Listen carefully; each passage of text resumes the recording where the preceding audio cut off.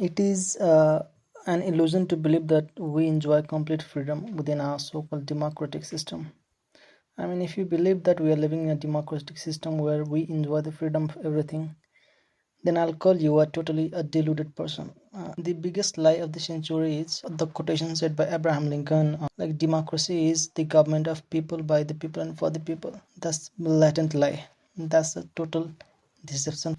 The people who hold power often make decisions that do not serve for the best interest of their nation. The decision that they make, it only serves them.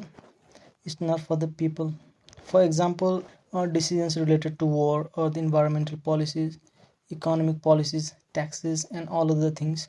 A leader may choose to engage in conflict that will benefit large corporations, arm industries, defense sectors, or their political allies, while in general, the local population, the people, they suffer the consequences, such as economic hardships, loss of life, economic problem.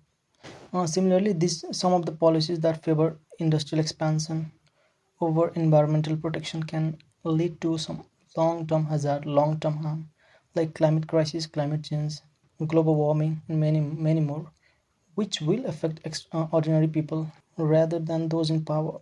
Consider immigration policies. Like the American politicians, they are always against the immigration, and they are very vocal in public about immigration. While in reality, the immigration policy is there to serve to create a cheap and exploitable labor force. When government invest heavily in the fossil fuel and natural gas industries, despite of their knowledge that the environment will be affected and there will be huge climatic risk, they still make the decision because it is benefiting them from the large corporation, from a small group of elite people, powerful people, extremely powerful energies companies, while other population suffers of climate crisis, pollution, health issues, and climate related disasters.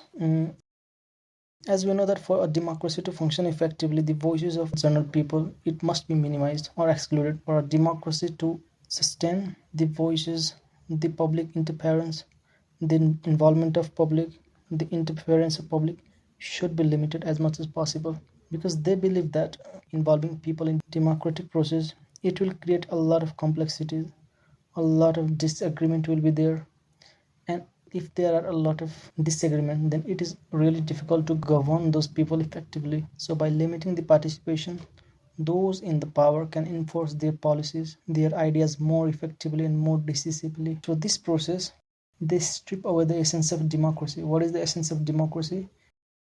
It is a government of the people, by the people, and for the people. So it is totally taking away the core values of democracy. Authoritarian system is wearing a suit of democracy, where the total will of total interest, total voices of the people is disregarded. Similarly, true democracy is incompatible with public involvement, and by concentrating their power in few hands of elite people, of ultra-rich people, can a society be governed effectively. That's what they believe. They believe that the power should be in the hand of very few people.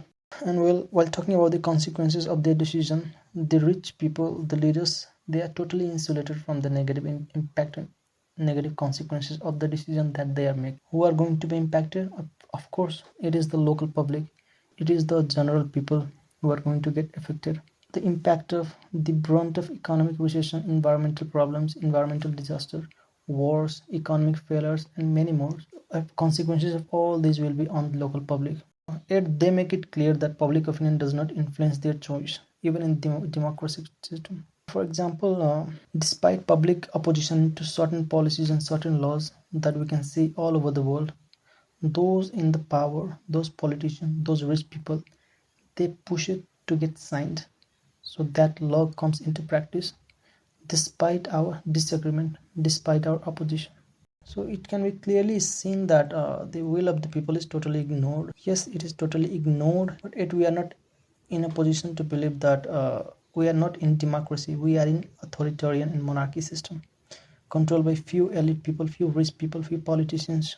So this exclusion of public from the decision-making process, it is totally undermining our principle of democracy. So if the core principle of democracy is stripped, it resembles like an authoritarian system. Not only it resembles, but it is an actual authoritarian system where very few will make decisions for all of us. Apart from that, we can say that in American election, in other Western nations, in the election of other Western countries, the media and the information, the news agencies, the media outlet, they broadcast their news in such a way as if they are being controlled or manipulated by a certain group of people. When media informations are totally controlled and manipulated by some group of people, it supplies fake news. It feeds us the propaganda and agenda of the rich people. Then, of course, we are not in democracy. And yes, these media, they are doing the same. They're feeding us fake news. They're feeding us propaganda, and it is applicable mostly to the Western countries. Yes, the media outlet of the Eastern nation has started to copy the Western system, which is really hazardous for our society. So, controlling media, the fourth pillar of our democracy, it is for eroding our democratic process.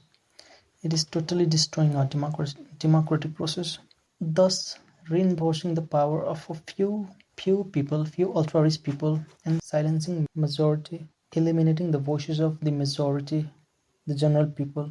And this is what democracy means to them, and this is what they believe. And thank you very much.